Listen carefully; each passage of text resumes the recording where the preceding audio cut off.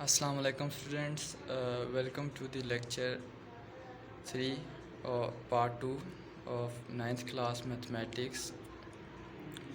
Today we'll discuss question number 3 from the following matrices. Identify diagonal, scalar and unit matrices. कि आपके पास जो matrix है diagonal है, scalar है या फिर यूनिट मैट्रिस है, उसको आपने आइडेंटिफाई करना है कि इसमें से कौन से मैट्रिक्स डायगोनल मैट्रिक्स हैं, कौन से मैट्रिक्स स्केलर मैट्रिक्स हैं और कौन से मैट्रिक्स यूनिट मैट्रिक्स या फिर आइडेंटिटी मैट्रिक्स कहलाते हैं। तो सबसे पहले आपके पास मैट्रिक्स ए गिवन है जो आपके पास है 4 0 0 4। तो इस मैट्रिक्स में आप देख सकते हैं कि आपके पास जो डायगोनल में है 4 है और एंटी डायगोनल में जो है आपके पास 0 है। तो ये मैट्रिक्स आपका क्या कहलाएगा? तो जब आप इसमें देखेंगे तो ये आपका मैट्रिक्स जो होगा वो स्केलर मैट्रिक्स कहलाएगा, क्योंकि इसमें डायगोनल में क्या है, सेम वैल्यूज़ हैं। सेम वैल्यूज़ को क्या कर सकते हैं आप, किसी भी मैट्रिक्स में अगर जो सेम वैल्यूज़ हैं उनको आप कॉमन ले सकते हैं। तो 4 इसका क्या है, स्केलर है, स्केलर नंबर है। तो इस मैट्रिक्स को हम कहेंगे कि ये स्केलर मैट्रिक्स है। डायगोनल में जिसकी वैल्यूज़ सेम हों उसको हम कहेंगे ये स्केलर मैट्रिक्स है। इसी तरह आपके पास देखें जो मैट्रिक्स ई है, मैट्रिक्स ई में आपके पास एलिमेंट्स हैं 5 -3 0 0 एंड 1 + 1। तो 5 -3 2 आपके पास एक एलिमेंट आ जाएगा। इसी तरह इसी के डायगोनल में आप चेक करेंगे तो आपके पास 1 + 1 है।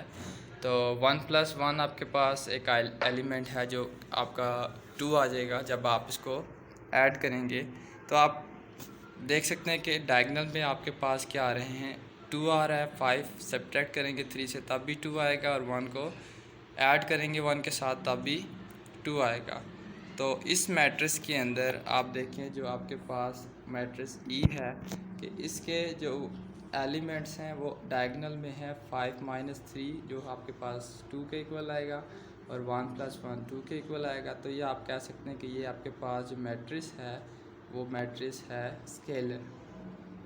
इसी तरह हमने पिछले लेक्चर्स में देखा था कि आपके पास आइडेंटिटी मैट्रिक्स कौन सा होता है, ऐसा मैट्रिक्स जिसके डायगोनल में 1 हो और उसके अलावा बाकी मैट्रिक्स की वैल्यूज़ 0 हों। तो उस मैट्रिक्स को हम कहते हैं कि ये हमारे पास आइडेंटिटी मैट्रिक्स है या फिर यूनिट मैट्रिक्स है।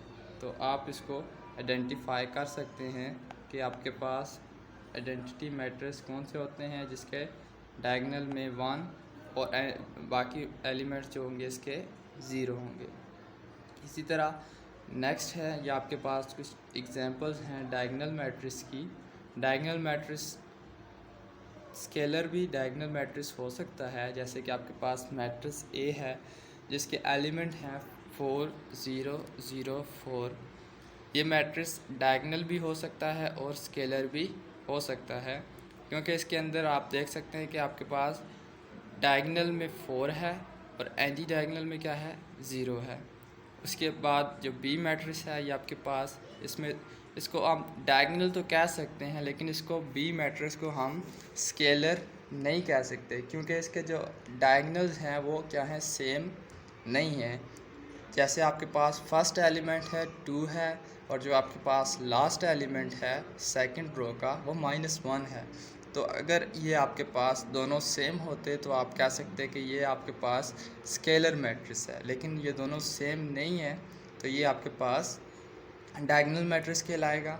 इसी तरह आपके पास मैट्रिक्स सी है, इसमें देखें आपके पास डायगोनल में 1 है और एंटी डायगोनल में आपके पास 0, तो दोनों 0 हैं। तो ये आपके पास स्केलर मैट्रिक्स भी है, आइडेंटिटी मैट्रिक्स भी है और डायगोनल मैट्रिक्स भी है। तो अगर आपके पास पूछा जाए कि आपके पास जो मैट्रिक्स 1 1 और 0 0 जो आपके पास डायगोनल में 1 है और एंटी डायगोनल में 0 है, तो वो क्या कहलाएगा, वो आपके पास डायगोनल मैट्रिक्स भी कहलाएगा, स्केलर भी और उसके बाद आइडेंटिटी मैट्रिक्स भी कहलाएगा। उसके बाद आपके पास जो डी है पार्ट,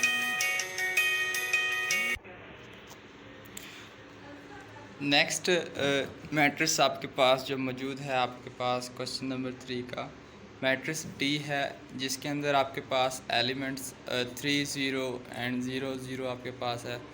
तो इस मैट्रिक्स को भी आप डायगोनल मैट्रिक्स कहेंगे और इसको स्क्वायर मैट्रिक्स भी कहा जाता है। अगर क्वेश्चन में होता कि स्क्वायर मैट्रिक्स कौन से हैं तो आप इसको स्क्वायर मैट्रिक्स में भी लिखते।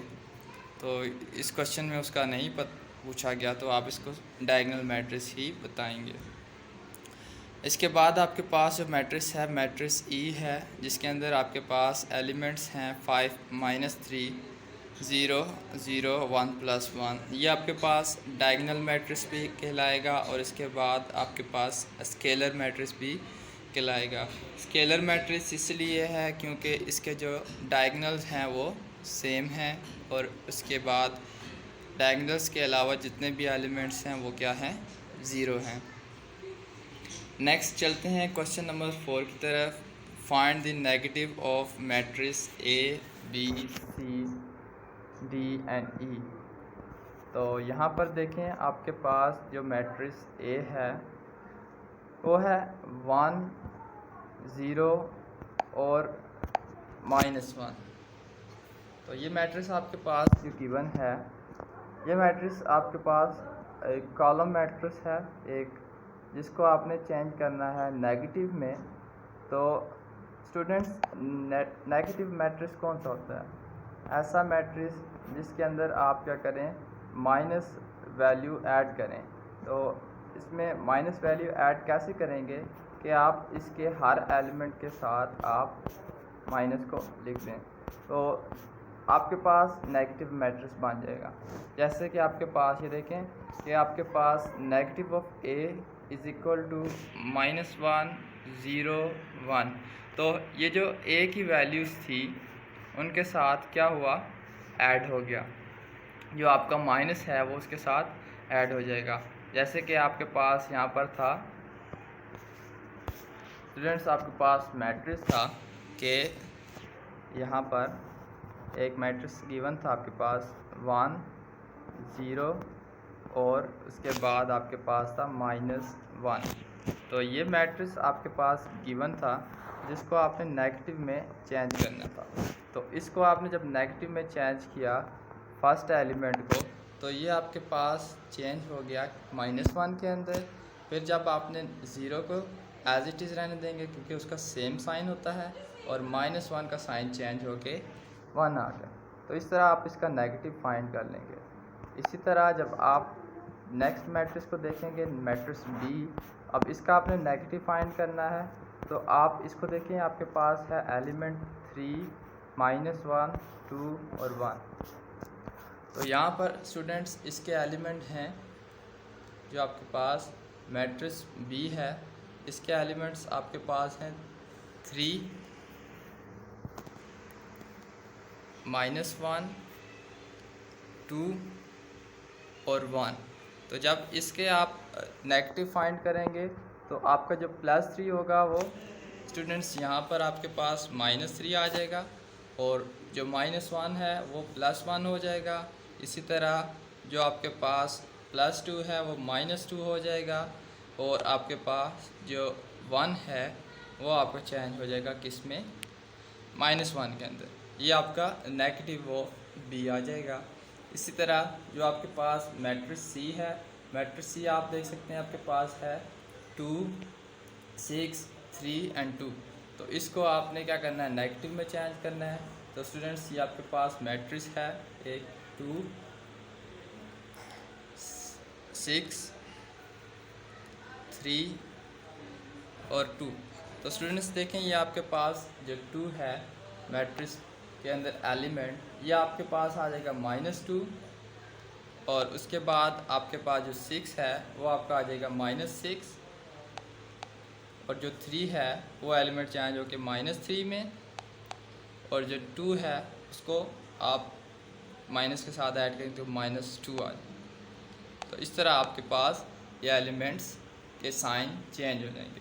इसी तरह आपने माइनस डी फाइंड करना है और माइनस ई फाइंड करना है, तो आपके पास इनका नेगेटिव आ जाएगा।